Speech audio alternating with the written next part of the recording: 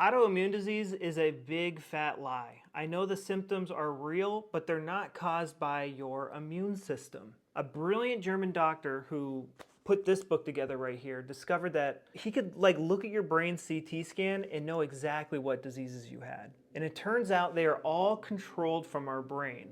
Now, I'm not saying it's only in your head. What I am saying is it started after a traumatic event. During trauma, it's like this survival situation and the body panics and it goes, okay, what organ should we put in overdrive for this person to help them survive? And it actually, for a time, enhances the function of that organ. But when the conflict is too intense and too long, our organs start to fall apart and we start to get a lot of symptoms. And they get classified as autoimmune diseases.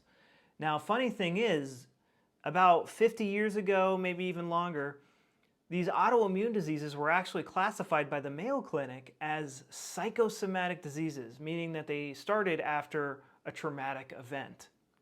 Getting better from these autoimmune diseases aren't about suppressing the immune system.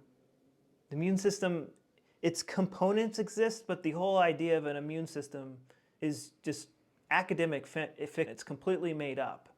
It's a very recent term. It's not caused by bad gut health either.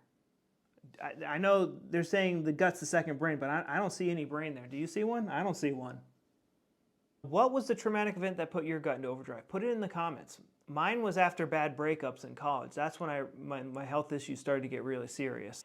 If you're thinking to yourself, like, I don't have a traumatic event, I did the same thing. It is the conscious mind or the subconscious mind suppressing it.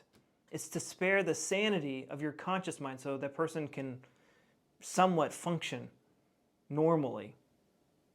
So the only way to fix an autoimmune disease is to fully resolve the conflict that put that organ into overdrive. And you have to deal with his PTSD triggers as well. And the PTSD triggers are just downright stupid sometimes. Let's say a girl in a red shirt stole your boyfriend. Now every time you see a girl in a red shirt, maybe you get diarrhea. Maybe you get extreme fatigue or brain fog, or you get a rash breakout and you don't know why. You're like, that's my best friend, Latifa. She's wearing a red shirt and she's my best friend. Yeah, but the girl that stole your boyfriend, Maria, she wore a red shirt. You don't get symptoms when your best friend wears a white shirt. It could be that.